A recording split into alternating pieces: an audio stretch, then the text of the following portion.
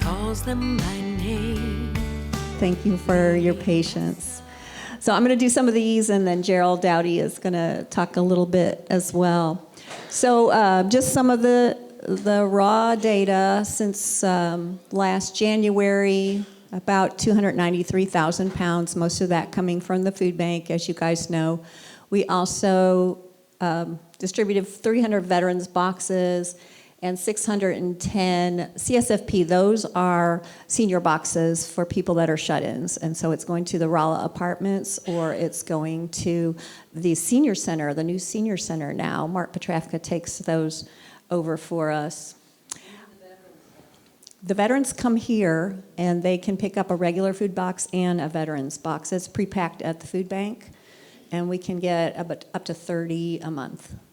And sometimes they have hygiene items in them and just dry food items for the veterans. This time they had homemade cards from children, like Yeah. I said, over the phone. Yeah, and we like being able to bless our veterans that way. All right, so the number of households that have been served, 1,260, so at least one time we saw that many families in the last 10 months, which equates to about 2,750 family members altogether. But people come multiple times, so that's actually 6,256 times. So if you're volunteering here and you're tired, you're like, this is why. That's a lot of people that you have served. Now, we ran some data from our reports, and this is always so interesting. And I have to confess, I haven't been on top of this like I should have been, and so it was a really good excuse to run the data when we had these events. We found out that more than half of our families only come 1, 2, or 3 times a year, which is very surprising. 32% only come once a year. So that's probably people in crisis. It might be that they just can't make it here, but usually there's other times they can come and they can make appointments, and so it's not so limiting as only twice a month. We do have appointments Tuesdays and Thursdays for people to walk in if they do not have opportunity to come here during our regular distributions. So the people that are coming at least once a month and sometimes 2, that's 11% of the people that we see, but on a typical day that we're distributing, it's about 50% of the people that we see. Does that make sense? Yeah. So it fools us. We think we're seeing the same people over and over. Well, 11% of them we are. So I looked at that demographic. A large majority of them are 60 or older on fixed incomes, and they really depend on the food here to help them. So that was really interesting, and our board is going to be going through a program refinement exercise. So we're going to be looking at that data. How can we target certain, which population do we want to target to really see if we can help them in more sustainable ways? And Gerald will be talking about that. Yeah, absolutely. Mm-hmm. I looked at last year. It was almost exactly the same, maybe a 1 or 2 percentage points smaller. I haven't looked back further than that, though. I do know that several years ago when we ran this data, before we had this reporting system, we just had Excel spreadsheets. The mean was 1 time a year. I was so shocked, and I thought somebody did that wrong. And so then, and I didn't run that, but I ran this data, and I double-checked it. So I was like, okay. That's really interesting. Okay, in March when we had the tornado, that happened the day before we were going to distribute. Our freezer was full, our cooler was full of food. Some of you guys were here, you know about that. We could not get anybody on the parking lot because all the wires were down. We had no electricity for a couple of days. So that was a bad situation. We were able to do drive up, give people as much food as they could take from our freezer and cooler so it didn't go bad on Sunday, so 2 days after the tornado, not quite 2 days. And we did that, and then we did walk-ins for a couple of weeks after that. People had lost all their food. People weren't employed, weren't able to get to work, lots of different things that we were able to help with. So we were approached during the summer by some folks in the city and said, please apply for a grant from the Disaster Relief Fund so you guys can get a generator. So that never happens again. So we got $10,000 to get a generator. So we have a generator installed. Everything's not all the way hooked up. We're waiting for the gas people. Pray, I don't know why. We've been waiting for the gas people to hook it up. I don't know even what that means, but it's not done, and we haven't even paid for it. But the generator is in the building, is out, wherever it is outside the building. So we're really excited about that, and we had the new city administrator come. Yes, was that Tuesday? And take a tour, and we told him what we're doing, and he was excited about it and excited about what this facility could be used for if we did have, some sort of disaster again, and that we would never have to keep our doors closed because, power outage. Okay, now we're talking about you guys, volunteer time. An estimated 2,500 hours of volunteer service have been donated we have 212 current volunteers on the rolls, and we love you guys. We love you. So thankful for you. You guys work out in the bad weather, the heat, the rain, everything. Of course, it's much better than it used to be when we were mostly doing everything outside, and some of you guys remember that. We're just really blessed with this building, and so thankful for it. Okay, and we love our donors. If you didn't get a chance to look out on our wall of honor, those are folks that have contributed at least $5,000, not all at once, but some of them have, or more. And we also are very thankful for our box truck, which we got a couple years ago through a grant. And you might see that around town, and that is what we use for retail rescue.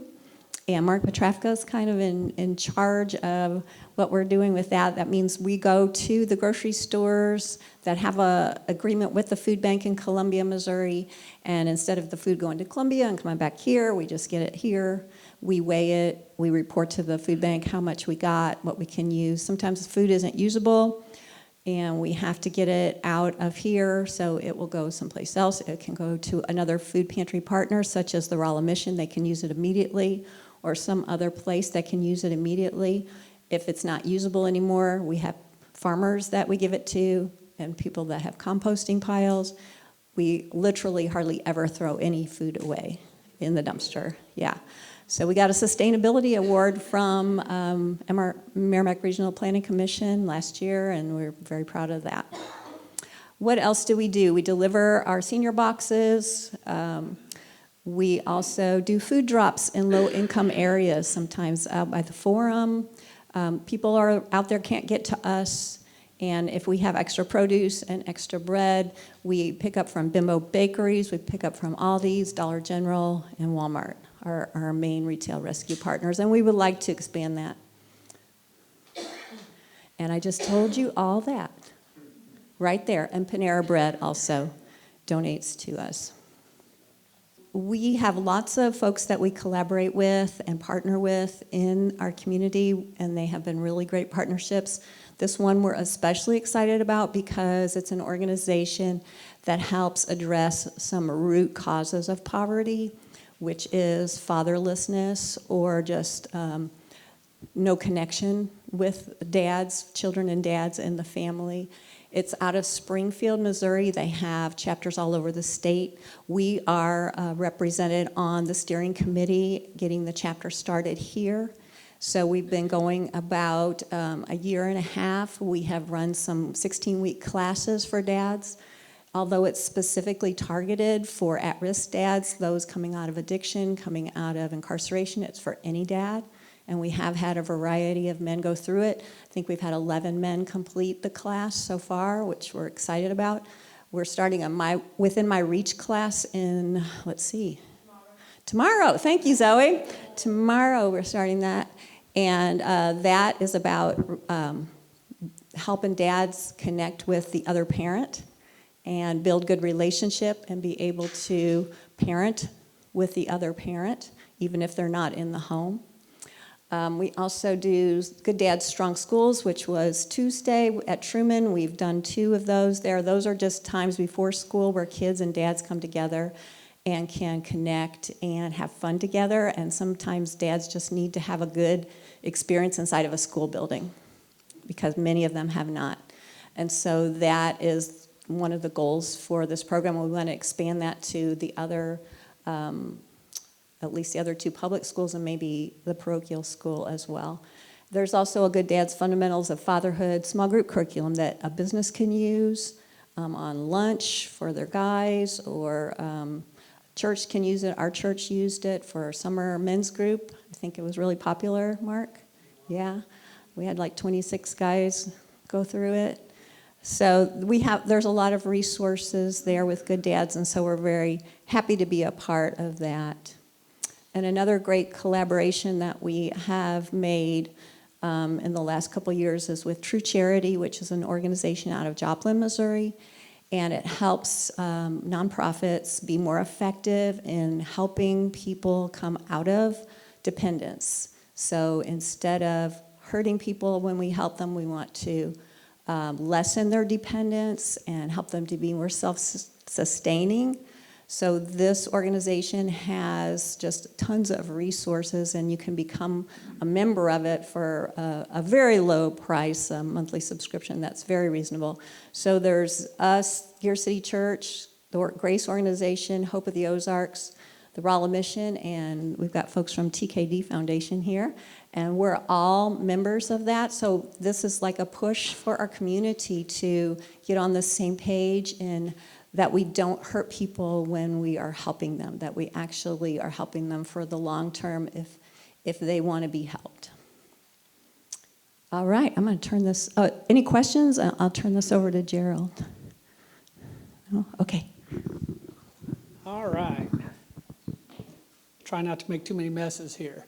So, we thought we would look at our mission statement as we I get to talk about some of the things that she's already laid the foundation for, and also talk a little bit about the future. But our mission is to assist families in moving toward food security and generational self-sufficiency compelled by Christ's love. I think we've been doing this since 1999. We've not missed a month. We're averaging, obviously, now with 2 a month. Statistically, a little more than 1 a month since we started. We've done surveys. The families that receive the food are very appreciative. They talk about the need. So I think with all of your all's help, all of your hours that you put in and monies that you've donated, we've done very well on assisting families with addressing food security issues. I'm going to come back to the middle one. And then compelled by Christ's love. At my table, they talked about just a servant's heart. I'm sure almost every one of you all have that same thought of a servant's heart. I want to help. I want to do something to help my neighbors. The food bank likes us to call our clients neighbors, so I'll use the word neighbors. But I think what speaks volumes to me is Diane applies for a lot of grants. Some of those grants are probably states away, and they think our town is Rolla, Missouri. They don't even know us. But when we're approached for a local grant that's going to be administered by local people that know you all, know what we're doing, and not only are we approached to apply for it, then we're fortunate enough to receive it, I think that speaks for all of your all's integrity, your servant's heart, your servant's attitude, because the people that probably made that decision know what we're doing. They don't have to read it on the paper. They're probably saying, are they really doing what they say? And we couldn't do it without all of you guys. So that generator's probably got every one of your all's names written on it, especially when it gets working. So, however, the generational self-sufficiency, we all probably have our opinions on how we're doing on that. We thought we would survey our neighbors. And while this number of returns we've had, the people we've talked to, is statistically insignificant, so I won't report, data. We can't draw any conclusions from it. But I would say the early hints are we could be doing better in that. And I think that's backed up by a survey we have done with our neighbors that we talked about in addition to food. I like to look at and call it the magic of and. We don't want to do either food or this. The magic is to be able to continue to provide the food relief and see how we can help our neighbors with generational self-sufficiency. And relationship building was the first thing they talked about. Or not, maybe not the first, but that came in the most. And what was interesting is that at my table, they talked about just the relationship, talking with our neighbors as they come through. Second, job skills. This is a great time for our neighbors to be wanting to learn job skills because there's a fair amount of job openings out there. And then the other primarily two are single moms groups and parenting. So I think that tells you our neighbors that you all serve appreciate the food and they'd like to see what else we can do. That's led the board and a lot of volunteers that I talk to at every distribution to do some prayer, some soul searching, some research. And we have come up with true charity as kind of a good guiding principle as to how to help people. And encourage you guys, if you don't know anything about that, we can get you the website. We can probably send that link out in a follow-up email we're going to send to everybody. But it really does talk about how to provide more than just the food relief, help to get into some of these relationships and job skills. We don't know what that looks like from a food standpoint, but what it may look like is we go to more distributions a month. You all that help on Wednesdays, that's a busy 2 hours when we serve 270 people in 2 hours. There's no time to build any relationship, to find what their true barrier is to generational self-sufficiency. Saturdays, it's a longer period, but we do 360 to 400 people. And all of us, me included, sometimes gets in that mindset, just keep the line moving. We got to go, especially when the weather's not good. So if we can have fewer people, maybe we have more time to build relationships and find out what that barrier is. Maybe, and I know this is strongly supported by the Central Missouri Food Bank, and that would be change it to more of a food market or a grocery type of environment where our neighbors can come through and they get to pick their own food instead of us handing it to them. We've done that when we had very few volunteers, and many of our neighbors like it. They say, this is neat. I get to pick what I want rather than what's given to me. And it's just a mental change there. So we don't know exactly the direction other than we do know to meet these other things other than just food, we've got to tweak how we do some of our food distributions. So that leads us into kind of a sneak preview of what is ahead. Volunteer sign-up and check-in system. We are looking at a new process on that. We need an easier, I better not say easier to use, but we need a way to do a better job of tracking volunteer hours, attendance. There's some certain check marks or boxes we have to check with the USDA on compliance and that type of thing. It'd be easier to do there. I kind of envision it being a little bit easier to maybe understand how many people we have coming to volunteer, because all of you all have been here where you've gone home going, oh my gosh, if that's how few people we have, I don't know if I'm coming back. I will work too hard.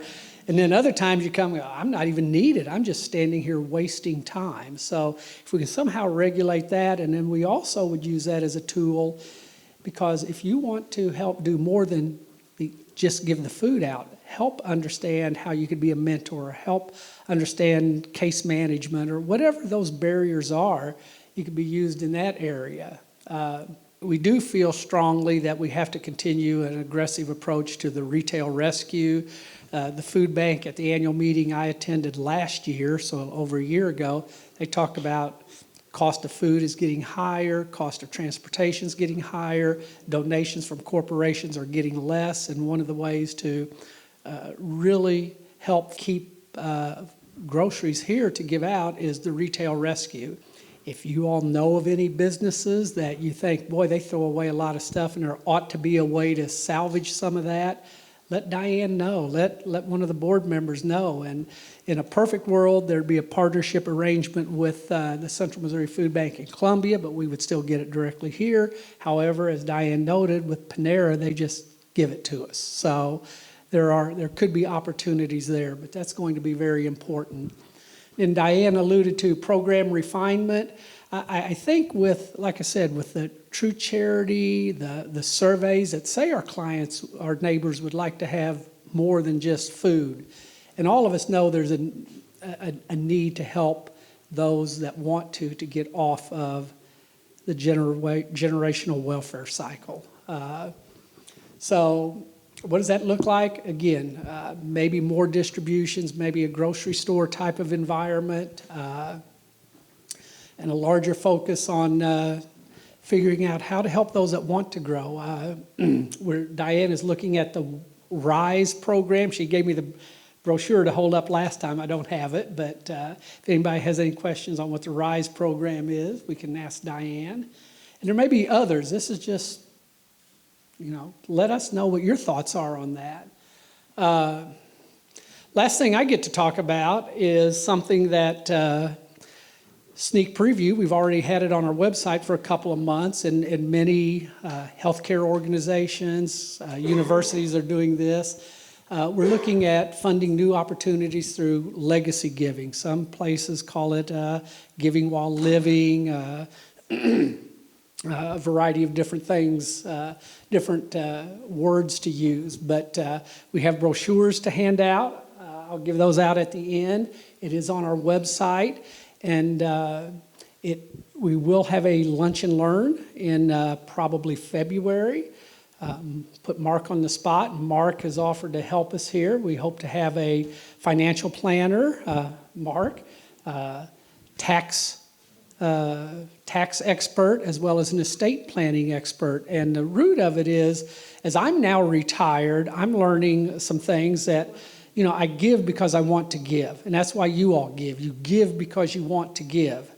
I'm finding there's some more strategically beneficial ways to give in terms of taxes and that type of thing. And whether, and I'm just at the start of it. So we are going to have lunch and learn with official professionals that can answer questions and help you, if you're interested, to learn how to give a little more strategically in terms of taxes and maybe estate planning and family and all of that. So I'm excited for that, like I said, because I'm now on that end. I'm kind of done all the saving. I'm now retired, and the government's telling me all these rules that I didn't know about 25 years ago and 20 years ago. So I want to be wise with those resources. And is Zoe or you going to talk about this?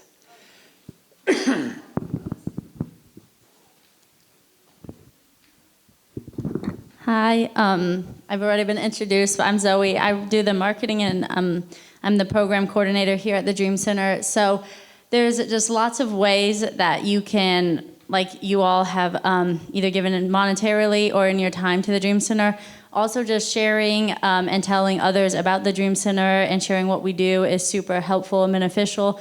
So you can do that through multiple ways. One is you can get involved through our email letter, and you can just send us an email, and we have lots of ways that you can sign up for that, and we do newsletters and tell people about it and get more updates and info on that. And then we also have Facebook and an Instagram, and you can like and follow and share stuff. We post lots of resources and job searches and community stuff.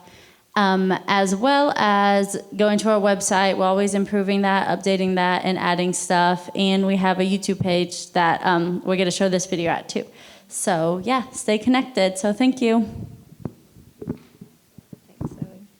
You want to talk a little bit about RISE? Yeah, so we found out about it through the Springfield Dream Center. They do it there, and it's a program that was developed through research by MSU, and a university professor there kind of spearheads it. She still runs it, and it was a state grant to help Springfield specifically with poverty issues. And it's like 17-week program, and there's all these metrics of what people need to do to help lift them out and get them stable. So it's called, From Surviving to Thriving. And it's actually not just for people in poverty, anybody that's living paycheck to paycheck. It's about setting goals for your life and about how to achieve those goals and what sort of things that you need to do to get ahead. And so even university professors have gone through it, according to her. And the reason that it came across our radar again is because the Good Dads, I told you there's a 16-week class, and then there's another 8-week class for the men. Well, the next thing that they do in Springfield is send them to RISE. And so some places do it a whole year. And it's really just a mentoring program. And so it's pretty pricey, so we would need to really be committed. We would need to have people that are committed to helping folks go through to help hold them accountable, help them to answer questions, and just be there for them, like a sounding board. Not necessarily teach them. You would have people from the community come in that have expertise, talk to them, and it's 1 hour a week. But it would just be somebody to walk through with you. And so that's quite a commitment. But those are the kinds of things that we want to be able to offer to our community. I believe it's $5,000 a year. And it's every year that you do it, yeah. They're doing it. I met a lady in Neosho. She's been doing it for 4 years, and she doesn't even have an organization. It's just her and some people in her church, and they're just really committed to it. I don't know how they do it. It's really amazing. She also runs a food distribution. So I made a good connection with her because I went to some training in Springfield for the RISE program, and just to check it out. And so, I know that they're having success. They might not see 100 people go through a year, but they're seeing 5 or 6 families whose lives are changed, which, that's affecting generations after them.